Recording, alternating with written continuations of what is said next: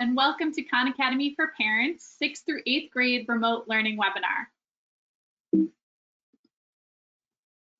I'm Megan Patani. I lead U.S. professional learning here at Khan Academy, and I'm joined today by two of my wonderful colleagues, Roy Chan, who's a member of our U.S. District Partnership team, and he works with teachers and communities all over the U.S., and Dan Tu, who's our Director of Marketing, and he's also working with families and communities to help, instill best practices for remote learning. What we'll cover today is how you can keep your children learning during school closures and some best tips and practices for setting up a daily schedule for students to use Khan Academy. One note of what we won't be covering today is account setup or how to get started. This webinar is not going to walk through how to set up an account for you or for your student. So if you're looking for more information on how to get started with Khan Academy, please see our Remote Learning Quick Start Guide. And these slides and all of the resources that go along with them can be found in the handout on the right-hand side of your GoToWebinar panel. Just as a quick note, that Khan Academy is free, trusted, and flexible. We're a nonprofit with a mission to provide a free, world-class education for anyone, anywhere. We have standards-aligned practice and lessons covering K through 12 math, grammar, science, computer programming, history, AP courses, official SAT practice, and a lot more. And your students are able to learn on the web or on our app through iOS or Android at any time, anywhere, in over 40 languages. So what type of content is available? In addition to full coverage for math, our content library also includes things like American history, computer animation and programming, grammar, growth mindset, which is built in collaboration with PERTS at Stanford, high school biology, and storytelling, which is created in partnership with Disney and Pixar. So where would students find content? Or where would you find content? By clicking the left-hand courses menu on the top left of the Khan Academy site, you'll have access to our entire content menu. Or you can select Edit Courses from the student's homepage to access content and then click Continue. The content that's originally suggested to your student will be based off the grade level they selected when they set up their account. So let's talk a little bit about daily schedules for 6th through 8th graders. Khan Academy has been sharing school closure schedules for students across grade levels, but we're going to be focusing on what we think of as a middle school range in the US, our 6th through 8th grade students. And here is a quick overview of what we recommend. The areas covered in green are going to be the areas that we focus on a little bit more during this webinar. These are what we think of as academic areas in the day. So starting in the morning, we recommend the students get up, get dressed, yes, actually get out of their PJs, and then focus on their math skills. One of the reasons we recommend that is that students and teachers have said they feel like their brain is ready to work and that they're energized and able to work on math more effectively in the morning. Now, definitely feel free to adapt this to you or to your students. But again, this is a recommendation from many of our teachers and students that they feel like the morning is the best time for them to focus on math.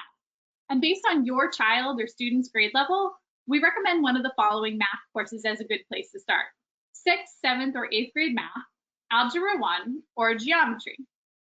If you feel like your student, you're not quite sure where they should start, and you want to put them on grade level, but you know that they already know some of the material, they can use course challenges and unit tests to accelerate through material quickly.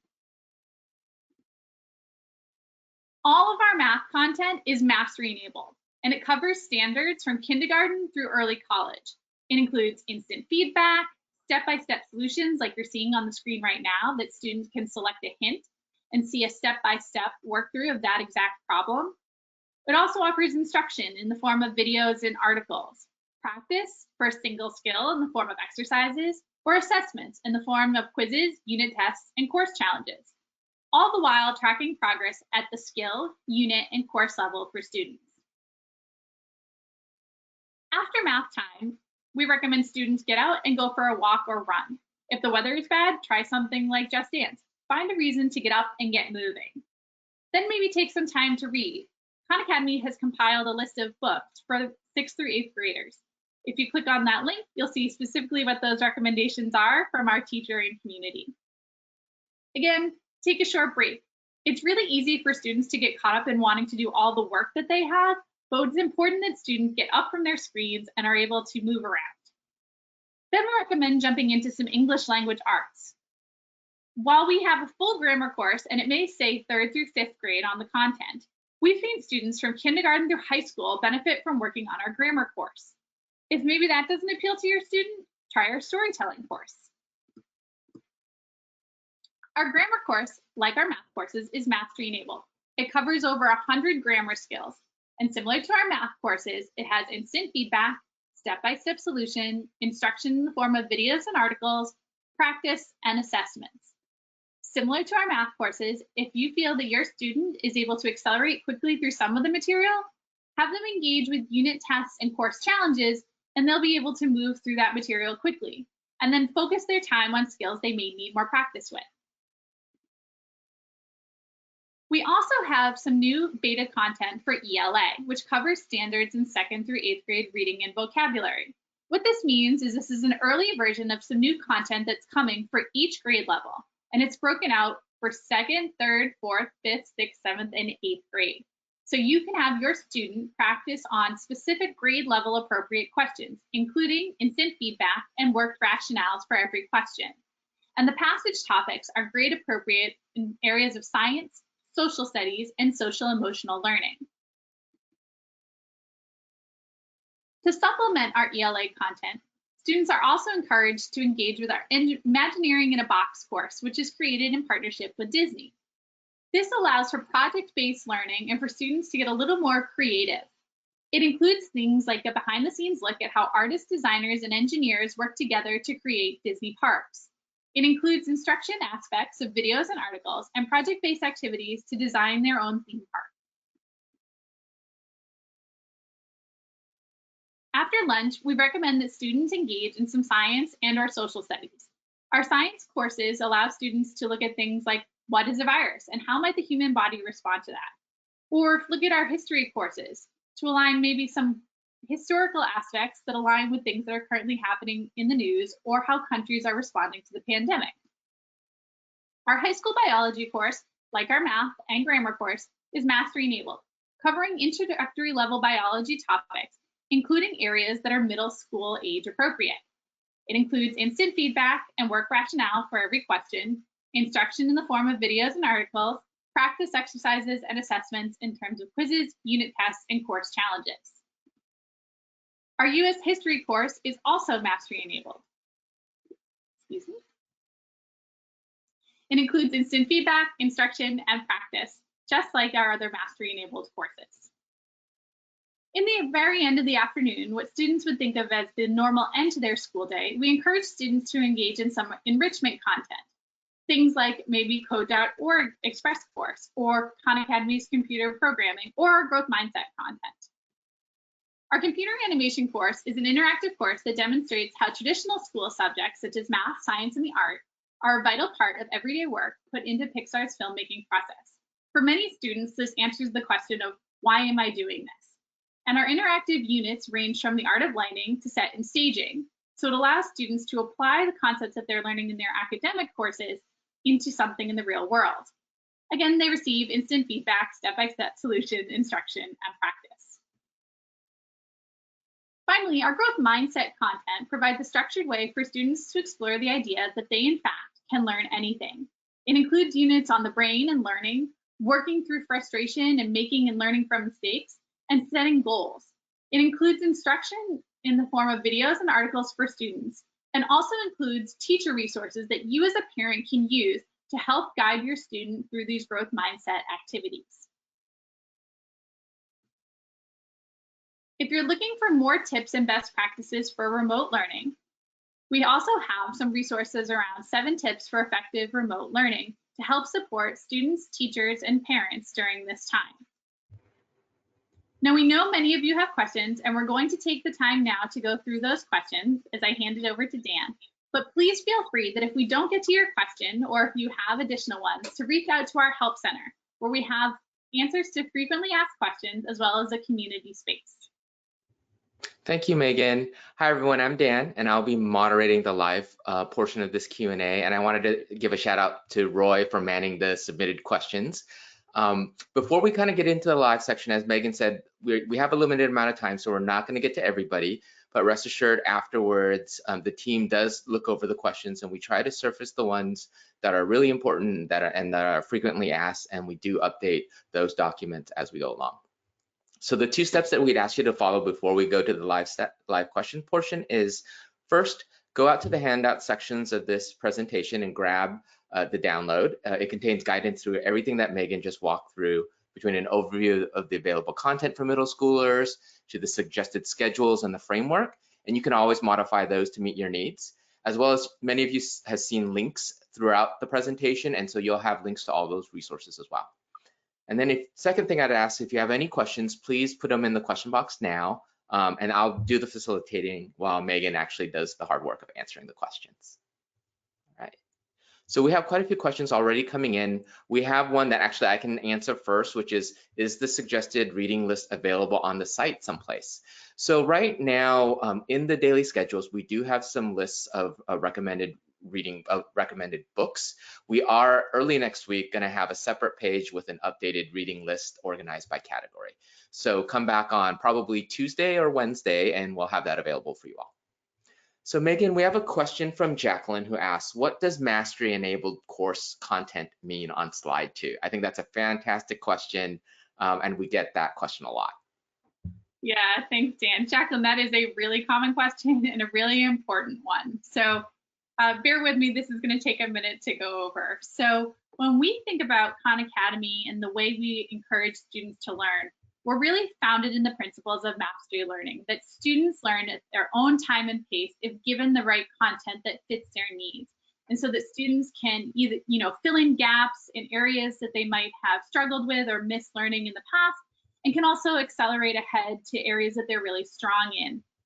And so because Khan Academy is founded in this belief of mastery learning, our courses that are mastery enabled, and we're working to bring even more of our courses to be what we call mastery enabled. It allows students to see specifically how they're doing in each individual skill, the unit, and the entire course. By using those practice exercises and assessments in the form of quizzes, tests, and course challenges, students move from not started to attempted, to familiar, to proficient, and mastered. And all those levels mean is how well the student is demonstrating their understanding of an individual skill. And so for students to achieve those high levels of mastery, they have to be able to demonstrate their understanding of a skill in multiple ways. And so when we say a course is mastery enabled, it means it has all of these pieces that allows a student to learn at their own pace and to demonstrate their understanding so that they are able to understand areas where they may need more support or areas where they're ready to move ahead. Great. So Megan, this is pretty related. So a question from Yvette asks, if my children are in a GATE program, a gifted and talented education program, how would I determine which courses are best for them? And I think this is a question whether your child is in an advanced state or if your child needs some remediation in a specific subject. I think it's relevant for multiple audiences. Yeah, you're absolutely right. And this is a question we get, obviously for gifted and talented students, but I think for all students, parents, you're being asked a really tough challenge right now. Where does my student start at the moment, right? This has been something that your teachers have been working with your students all year, but now you're kind of dropped into the middle. And so our first recommendation is look for guidance from teachers. If the teachers have provided specific guidance on where the student might already be working, definitely leverage that. So if you know your student is in, an algebra course and they're part of the way through, we would recommend looking at the algebra course and then taking the course challenge. And what the student does is they get a mixed review of questions, and it'll highlight very quickly areas for the student to work on and areas that they already know the content. If you don't have a good idea of where your student might be based on, either feedback from their teacher or the course, they're registered for, then you can either A, look at something like grade level content. So our courses for math in particular are broken out by grade level. So if you had a 6th grade student, we might recommend that you start them on 6th grade. or you can start them a grade behind if you feel like you know that there's a lot of gaps for them. The other alternative is to look at some of our courses that cover a couple of different grade levels. So things like arithmetic cover multiple grade levels and give students kind of a better idea of where they might fall. But again, I would circle back to, if you have recommendations from your teachers, they know your students really well. So I would start there and then recommend on grade level. If you feel like your student needs to step back or move ahead, again, they can use those components of the course itself to either spend more time on specific learning, using videos and articles, and then engaging with the practice. Or if you feel like they're really strong, they can accelerate quickly by using the unit tests or the course challenges. And I would just add, Megan, that it doesn't hurt to review materials that your child's already, already proficient in. And in fact, one of our teacher educators, Tim Vandenberg, recommends for his class, he starts everyone at kindergarten level and just have them quickly roll through the course and really hit there so that they can progress and kind of fill in the Swiss cheese gaps that they have. And so everyone kind of really learns at their own pace. That's great, Dan. And we find with teachers, and we think at the beginning of the year, we often encourage them to engage with something similar so that students can build confidence in using Khan Academy with something they already know before they get into challenging material. So I think that's a really great recommendation, Dan. So Megan, we have a question from Matilda who asks, for the math program, do you recommend the students start with the unit test or quiz before they do the practice first, just to see what they already know, or to start from top to bottom, but doing the practices and go down the list?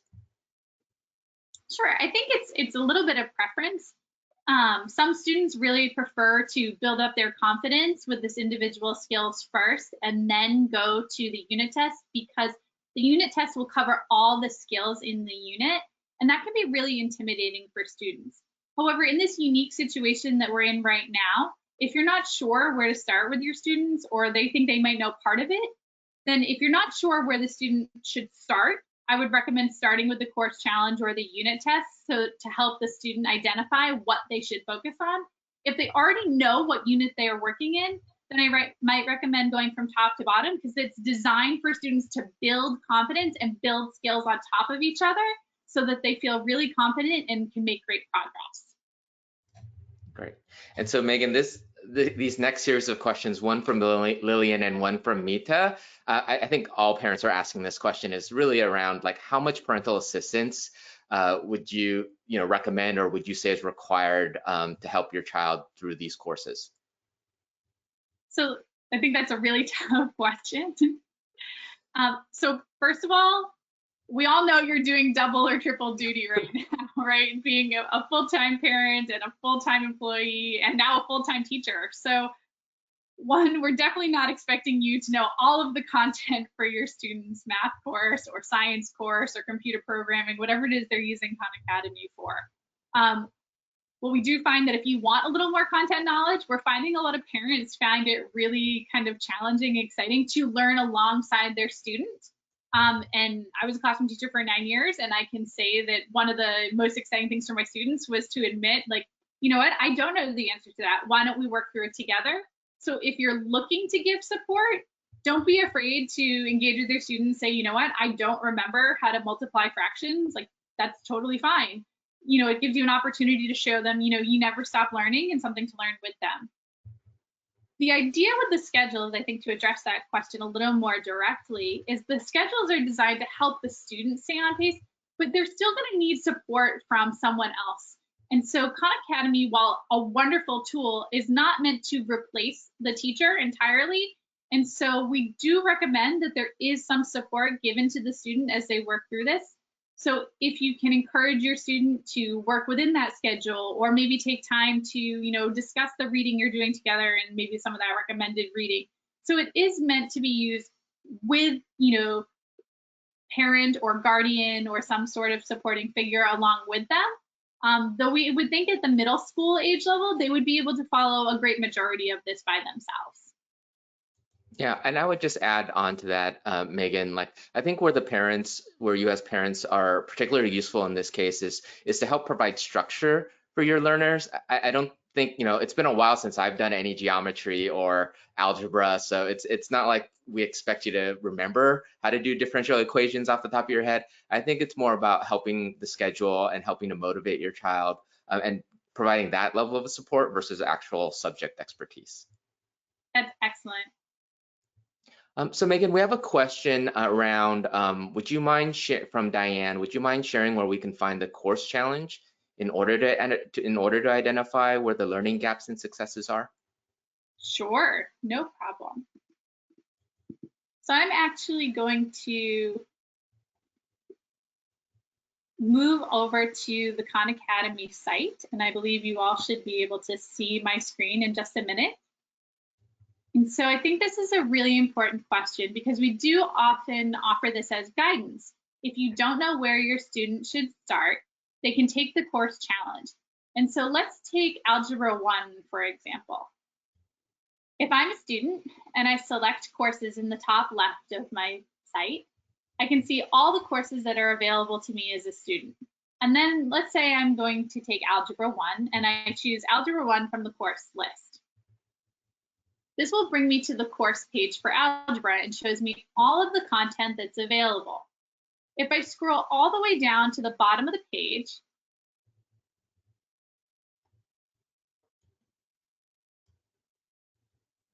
you'll see this box that says Course Challenge. And here, if I click Start Course Challenge, it'll pop up with 30 questions that are on skills throughout the course. And so here, I'll be offered, again, 30 questions that cover a variety of skills throughout the entire course. We do expect this to take most students 30 to 45 minutes to complete. So if this is where you feel like is the best place for your student to start, make sure they have enough time to do so. And I would also recommend that they have a couple of tools with them, things like pencil and paper or a whiteboard, because they're probably going to need some space to work through those problems.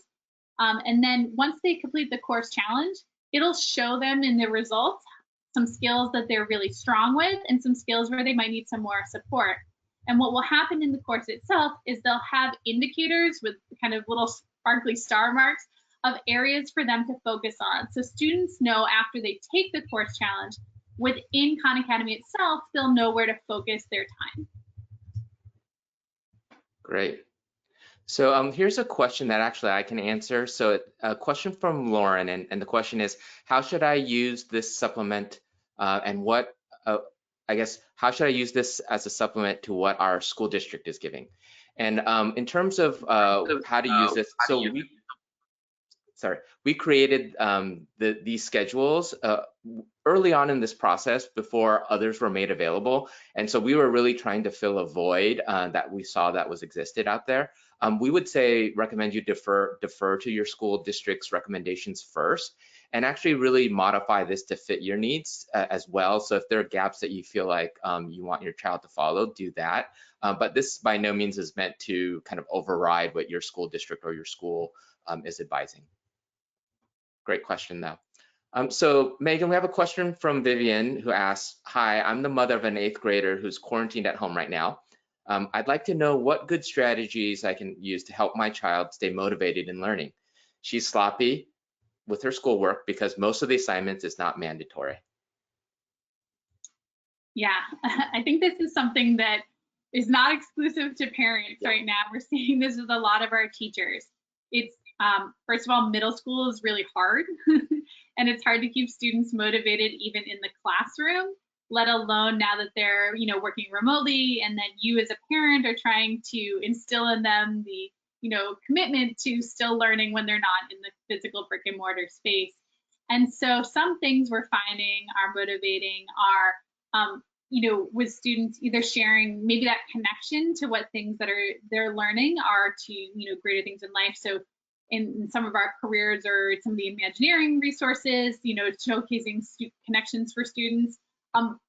One of the more external ones that we're finding, teachers are doing this, but I think it's applicable to anyone, is that finding ways to motivate their students in things like doing challenges or little fun videos or fun activities that maybe are outside even your own comfort zone, to get students and say, if you're willing to make 10% progress in 7th grade math, if you make that progress, I, as your parent, will you know, let you as a parent, let you paint my fingernails green, or things that you can't necessarily buy but might be really funny. So we've seen a teacher, for example, do the TikTok flip, where they, their daughter was putting on makeup and then he changes and he's putting on the makeup instead. And so just funny little things that are, again, that are really appealing to your student or your child.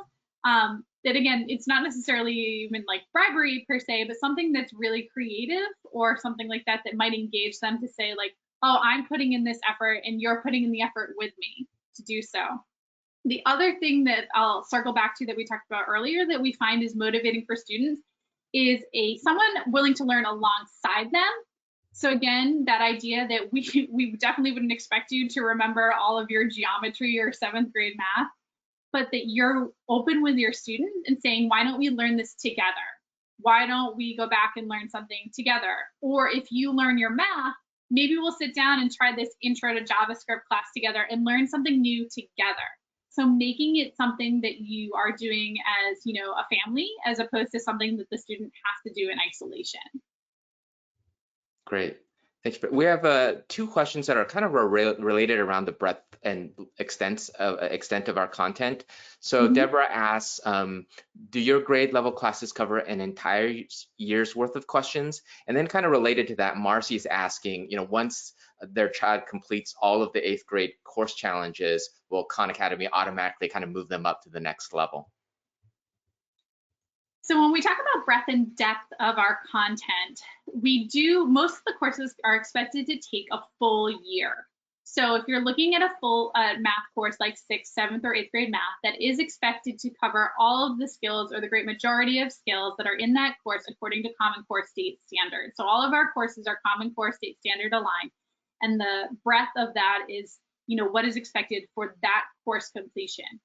So the answer to that is yes, it's supposed to take that long. And when we have teachers work on things like setting a goal for students on what they would expect to complete for the year, we expect them getting to 80 or 90% of mastery would be what we would expect a student to accomplish in a whole year. So I wouldn't expect your student to complete all of 7th grade math in the next 3 weeks. That seems like a really big, unattainable ask. And so I'm sorry, Dan, what was the second part of that question again? So the question is, once, the first part was, do we have enough to cover the whole school year, which is, the answer is yes. The second question is, if their child does complete kind of the whole grade, all of 8th grade, for example, do they automatically move on to the next level? Great. So students are encouraged to go to the next level. However, students have access to all of the content at all times.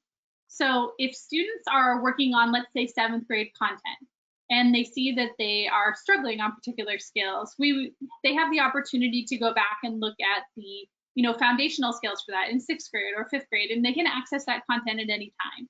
The same thing is true for moving ahead. So when they finish 7th grade, they're encouraged to move to 8th grade. The program won't force them to do so, but they're encouraged to go to 8th grade, and they could continue to go to Algebra 1 and geometry, so that they have access to the entire library of content at any time, anywhere. So that once students complete one thing, they're able to move on to something else. So they never run out of content to study. Yep, and just as much as they can advance forward, if they feel like they need to remediate something in the past, they can always look at last year's content as well and do that type of review. So Megan, I think we have time for one more question, and a lot of parents are interested in this. So Jennifer asks, is there a way to follow the child's progress remotely? So very important question, and yes.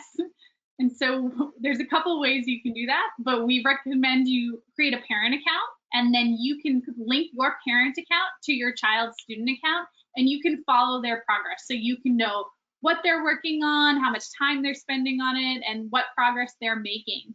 And so for more information on that, again, while we didn't cover it in this webinar, it's included in the slides is a link to our parent quick start guide, and that will walk you through how to set up a parent account. And you can connect that to your student, or if you have more than one child, students, and you're able to follow their progress and their learning experience on Khan Academy. Perfect. Well, thank you, Megan, for sharing your expertise with our audience. And then thank you, our audience, for taking the time out of your busy evening to be with us. We know you're extremely busy during this period of time, and we really appreciate you investing your time into this session. As we mentioned at the start of this, if we didn't have time to answer your questions, don't worry, we'll follow up in terms of an FAQ and whatnot. And if you missed something or want to review, we will be posting a recording of this webinar as well as the presentation that you saw here, and make it available online. For those of you who registered for this webinar, you will automatically be emailed this information. If you know of other people who would be interested in this information, please go to khanacademy.org, and you can always share out the links to friends and family who might be interested as well. And before we kind of sign off, I wanted to mention that we were able to do this webinar as a result of some terrific partners, Bank of America, Google.org, AT&T, and Novartis, who really is really stepping up and helping us make resources like this available to you all. And then before we sign off, we ask one more favor of you all. So first, if at the end of this presentation, a pop-up will appear, and we ask that if you could provide us feedback on how to make future iterations of this session even better for you all. And then secondly, we ask feedback on what kind of sessions you'd like to hear next. We created this session actually as a response and feedback from our first high-level presentation, where many of you asked for more specifics around a schedule as well as how to find content. And so rest assured, we are definitely listening to your feedback, and we definitely want to create more valuable resources for you, and we're here to support you.